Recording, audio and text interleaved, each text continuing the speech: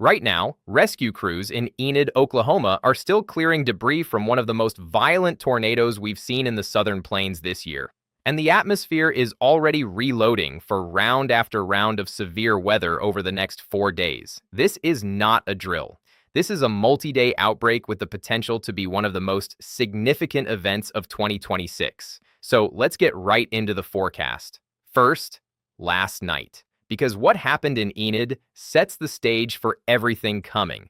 A confirmed large and destructive tornado carved a path through northern Oklahoma Thursday evening, triggering a rare tornado emergency for southeast Enid just before 8:30 p.m.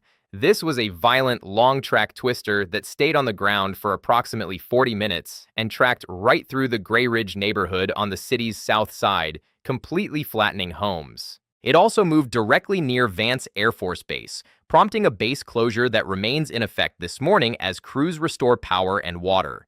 At least 10 to 15 people were injured, residents were trapped in debris, and search and rescue crews went door to door through the night. No fatalities have been confirmed as of this morning. Oklahoma Governor Kevin Stitt is working with local leaders to assess damage, and the Red Cross is already on the ground in Enid providing disaster assistance. Here's why this matters beyond the immediate damage. The atmospheric pattern that produced that tornado last night is the same volatile setup that is going to fuel multiple more rounds of severe weather through Monday. We're operating in a dangerous pattern right now, and this outbreak is just getting started. Let's talk about the big picture. The Storm Prediction Center already has enhanced risk zones, level 3 out of 5, in place for this Saturday and Sunday. Over 3 million people fall under the enhanced risk on Saturday alone, covering Oklahoma City, Tulsa, and the Wichita corridor. That same level 3 risk extends into Sunday for the Kansas and Kansas City area. Then on Monday, a strong cold front sweeping northeast fires another round of enhanced risk across portions of Missouri and Illinois. The hazard suite across all 3 days includes large to very large hail, damaging wind gusts exceeding 60 miles per hour in some locations, and tornadoes, with the tornado threat trending higher as the pattern evolves into Sunday. If you're anywhere from central Texas northward through Kansas, Nebraska, and into the Midwest, keep your weather alerts on every single afternoon through Monday. Here's the atmospheric setup driving all of this. A powerful trough is digging into the western United States, pushing a well-organized surface low progressively east across the Rockies and out onto the plains. Meanwhile, rich Gulf moisture is surging northward. Dew points in the mid-60s are already in place across central Oklahoma and eastern Kansas, and they're going to get richer. By Sunday, surface dew points could climb into the upper 60s and even low 70s across central Oklahoma, ahead of a sharpening dry line.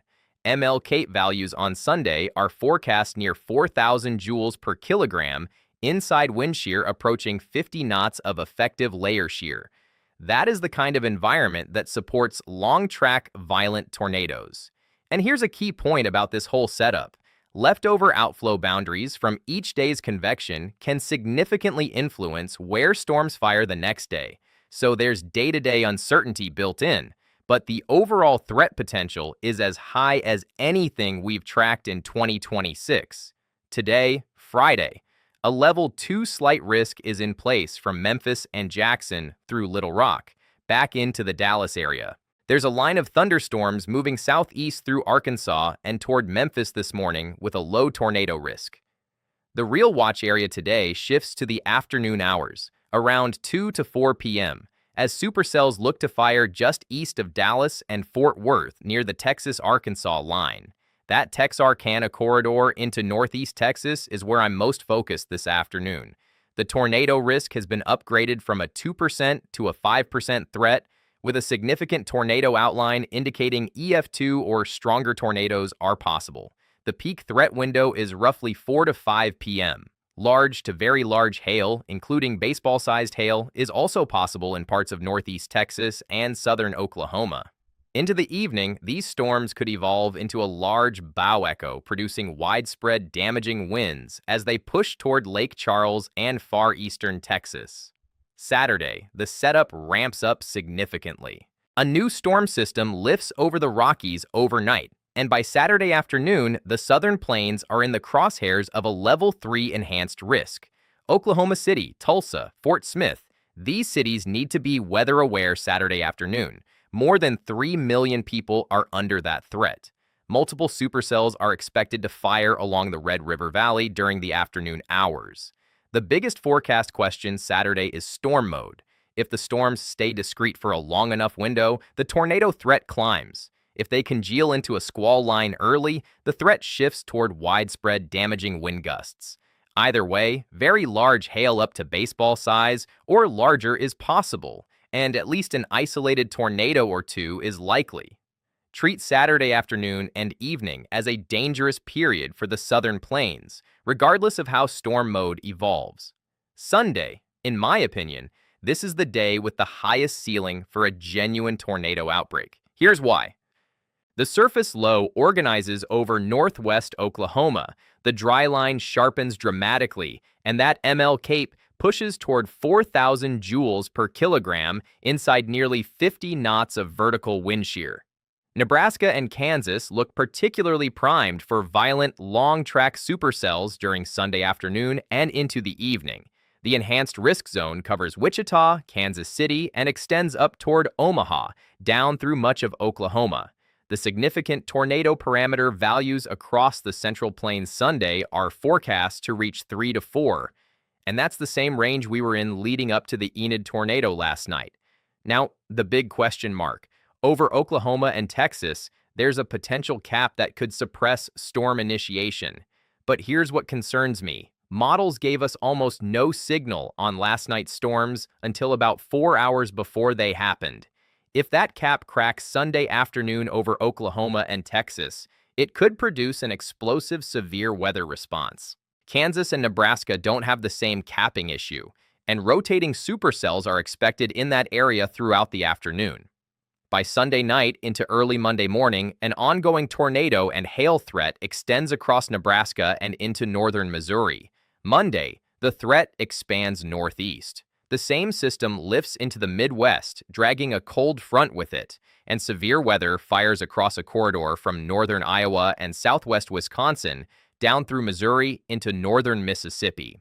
The enhanced risk sits over St. Louis and Springfield, Missouri, and Springfield, Illinois. The main severe window runs from around 1 p.m. through midnight. Expect a large, fast-moving line of thunderstorms Monday. This is more of an MCS setup than the classic discrete supercell pattern of the prior 2 days. That means the primary hazard shifts towards significant damaging winds. But the low-pressure system is strong and well-organized, and wind shear Monday afternoon will be substantial. QLCS tornadoes embedded in this squall line are absolutely possible. Milwaukee, the Quad Cities near Davenport, and central Missouri should watch for their peak threat in the late afternoon to early evening. Nashville and central Kentucky come under the gun overnight as the line tracks northeast. Here's the thing about the moisture in this setup. Dew points reaching into the upper 60s and low 70s across Oklahoma and Kansas in late April is remarkable. That's boundary layer moisture you typically associate with late May or early June severe weather events. Combined with steep mid-level lapse rates ahead of this trough, it's creating explosive instability that can sustain intense supercell circulations for long periods. That's part of why this pattern has such high-end tornado potential, particularly on Sunday. Beyond Monday, the pattern stays active. Midweek signals point to another round of significant severe weather across the Deep South from Tennessee back through Texas. And as we approach early May, another powerful storm system could affect the Southern Plains and Dixie Alley. This is a very active severe weather season. Here's your takeaway: 4 consecutive days of dangerous weather across a huge portion of the country. Today's peak is northeast Texas this afternoon. Saturday brings the Southern Plains under the gun with enhanced risk for millions. Sunday is the day that could define this outbreak: volcanic instability, extreme shear, and a pattern that looks capable of violent tornadoes across Kansas and Nebraska. Monday shifts the threat into the Midwest with a line-driven wind and tornado threat for Missouri and Illinois. Have your weather alerts on. Know your shelter location before storms arrive, not during a tornado warning. Be ready to act. I'll have updated forecasts every day as this event unfolds, and if you want to stay ahead of this outbreak, make sure you subscribe to the channel. We will see you in the next video.